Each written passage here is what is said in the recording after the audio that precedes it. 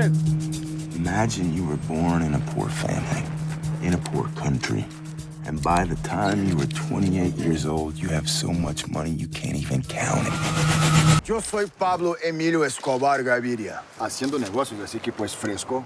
Ustedes eligen plata o plomo. But I don't want to get ahead of myself. The rise and fall of the king of cocaine. Introduction. What if I told you that one man once earned $20 million every week, controlled 80% of the world's cocaine supply, and had so much cash that rats literally ate $2 billion of it annually? Pablo Escobar is one of the most notorious figures in modern history. A man of immense power, wealth, and brutality, he controlled the world's cocaine supply in the 1980s and became the leader of the feared Medellín Cartel. His life blended crime, politics, and philanthropy, making him both a feared and revered figure in Colombia. Escobar's legacy is not just one of violence and crime, but also one of profound influence on both the drug trade and the socio-political landscape of Colombia. This documentary explores his life from childhood to his rise in the drug trade, the impact of his crimes, and his eventual downfall. Early life and background. Before becoming the world's most powerful drug lord, Pablo Escobar was stealing gravestones from cemeteries and selling fake lottery tickets. But even as a teenager, he was already planning something much bigger. Pablo Emilio Escobar Gaviria was born on the 1st of December, 1949 in Rio Negro, Antioquia, Colombia, and grew up in the bustling city of Medellín.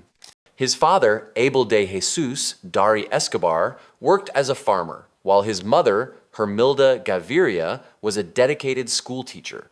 Despite their modest means, Pablo harbored grand ambitions of power and wealth from a young age. His early childhood was spent in rural settings, but as his family moved to Medellín, he became exposed to the socio-economic disparities that defined Colombian society. These experiences helped shape his mindset, leading him to believe that wealth and influence were the ultimate keys to success, regardless of the methods used to achieve them. Escobar was one of several siblings, with Roberto Escobar being the most well-known among them. Roberto would later become his accountant and a key figure in his cartel's operations. From an early age, Pablo exhibited an uncanny ability to manipulate, negotiate, and hustle. He began engaging in minor crimes during his teenage years, from selling fake lottery tickets to stealing gravestones and reselling them. One of his early influences was a local smuggler named Alvaro Prieto, who introduced Escobar to the world of black market dealings and contraband smuggling. This exposure played a pivotal role in shaping the criminal mastermind he would become. Education and early crimes. Picture this: a political science student by day, kidnapping wealthy businessmen for ransom by night. This was Pablo Escobar, and his first major crime would provide the seed money for history's most powerful drug empire. Escobar enrolled in the Universidad Autónoma Latinoamericana in Medellín, where he studied political science but never completed his degree. Though he had aspirations of becoming a politician or businessman, his academic journey was short-lived. Instead, he was more interested in gaining wealth through illicit means, preferring the street education that came from dealing with smugglers, criminals, and corrupt officials. By the late 1960s and early 1970s, Escobar had already begun his criminal activities in Medellín. Initially, he was involved in car theft rings and small-scale smuggling. He would steal luxury cars, modify them, and then resell them for profit. However, one of his first major crimes was the kidnapping of a wealthy businessman, Diego Echeverria, for ransom. This act not only brought him a significant sum of money, but also gained him notoriety in the underworld. The ransom money provided him with the initial capital to start his deeper venture into organized crime, particularly drug trafficking. Entry into the drug trade. While most people were just discovering cocaine in the early 1970s, Pablo Escobar saw something others missed. This wasn't just another drug, it was about to become the oil of the criminal world. In the early 1970s, Escobar transitioned from petty crimes to the more lucrative drug trade. Initially, he dealt with marijuana smuggling, but he soon realized that cocaine had a much higher demand and profitability. At the time, cocaine was still a relatively new drug in the international market, but demand was rising rapidly in the United States. Seizing this opportunity, Escobar and his associates began working on refining, transporting, and distributing cocaine on a massive scale. Escobar's first major partners in crime were Carlos Leder, a fellow smuggler with ambitions of his own, Jose Gonzalo Rodriguez Gacha, also known as El Mexicano, and the Ochoa brothers Jorge Luis, Fabio, and Juan David. Together, they formed the Medellín Cartel, an organization that would go on to dominate the cocaine industry globally.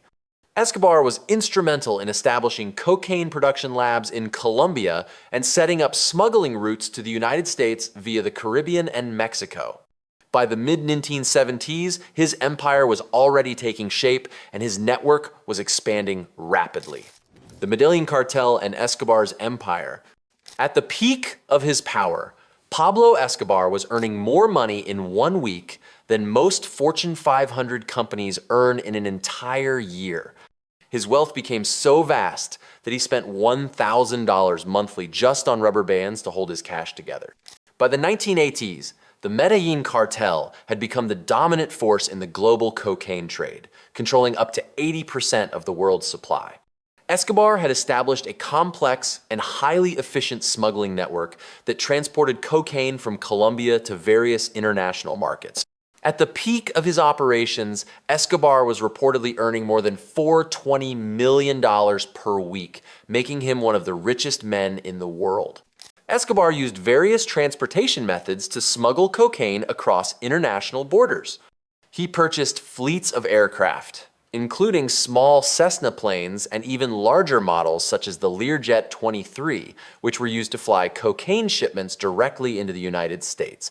To evade radar detection, he also invested in semi-submersible submarines, which were used to transport large quantities of cocaine into Florida and other coastal regions. Trucks and cars were another favored method, with cartel members modifying fuel tanks and other compartments to conceal drugs. Additionally, Escobar leveraged commercial airlines by bribing airline employees to transport cocaine hidden in cargo and luggage compartments. Beyond land, air, and sea transportation, Escobar also utilized secret airstrips in the jungles of Colombia and private islands in the Caribbean to temporarily store and transfer shipments. His smuggling empire was so well coordinated that he once sent an entire shipment of cocaine disguised as concrete for construction purposes. His ability to adapt and innovate in transportation methods allowed him to stay ahead of authorities for years. Political influence and philanthropy. Here's the most disturbing part about Pablo Escobar. While he was orchestrating bombings that killed hundreds, thousands of poor families were praying for his safety and calling him their hero. How does a mass murderer become a savior? Despite being a ruthless criminal, Escobar sought to present himself as a man of the people. He strategically used his wealth to gain public favor, funding various social projects that benefited Colombia's lower-class communities. He built entire neighborhoods, such as Medellín Sin Tugurios, providing housing for thousands of impoverished families. He also financed the construction of sports facilities, believing that engaging youth in sports could keep them away from crime. Additionally, he donated large sums to hospitals, schools, and churches, further cementing his status as a benefactor among the people. Escobar's philanthropic efforts were not purely altruistic. They were part of his larger strategy to secure political power. In the early 1980s, he successfully ran for a seat in Colombia's Congress as a substitute legislator. His entry into politics gave him direct influence over government affairs and allowed him to protect his cartel's interests. However, his political ambitions also made him many enemies, including Colombia's elite and the United States government, which saw him as a major threat due to his control over the global cocaine market.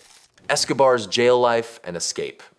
When Pablo Escobar agreed to surrender in 1991, he had one condition: he would build his own prison. What he created wasn't a jail, it was a luxury fortress, complete with nightclubs and waterfalls. Pablo Escobar's time in prison was unlike any other. In 1991, after intense pressure from the Colombian and US, governments, he agreed to surrender under one condition: that he be allowed to build his own prison known as La Catedral. The prison, rather than being a place of punishment, was a luxurious fortress that allowed Escobar to continue running his drug empire with little interference. The facility included a nightclub, a soccer field, a fully stocked bar, a jacuzzi, and even a waterfall. He received visitors regularly, including cartel members, prostitutes, and corrupt officials who helped him maintain his influence. However, when Colombian authorities attempted to move Escobar to a more secure facility in 1992, he orchestrated a daring escape.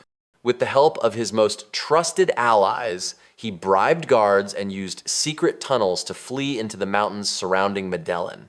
His escape sparked one of the largest manhunts in history, with Colombian and US authorities relentlessly pursuing him.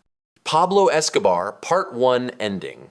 And so, in July 1992, the most powerful drug lord in history vanished into the mountains of Medellín, leaving behind his luxury prison fortress and triggering what would become the most expensive manhunt in history. Pablo Escobar had transformed from a small-time criminal stealing gravestones to the undisputed king of cocaine, controlling 80% of the world's supply and earning $420 million every week. He had built an empire through violence, corruption, and cunning, becoming both the most feared and, paradoxically, the most beloved figure in Colombia. But his escape from La Catedral marked the beginning of the end. The man who once seemed untouchable was now a fugitive, hunted by Colombian police, the DEA, the CIA, and even his former allies. In Part 2, we'll explore the final, desperate months of Pablo Escobar's life. How the world's most wanted man evaded capture, the formation of Los Pepes vigilante group, and the dramatic rooftop shootout that would finally bring down the king of cocaine. The hunt for Pablo Escobar was about to reach its explosive conclusion.